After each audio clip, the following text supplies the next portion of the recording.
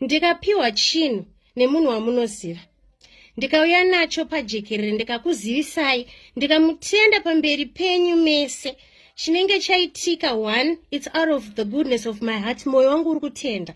But chakanyanya chaitika muupenyu hwangu sacontent creator is ndaita inonzi advertisement. Mhuri yeZimbabwe ngatitambe zvakanaka naka. Gore rakutopera, kokunetsana chii, kutukana chii.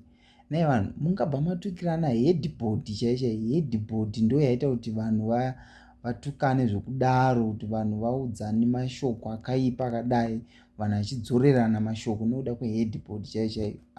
Vakomana mhuri yeZimbabwe, gore rakutopera, 2025 yakutopera.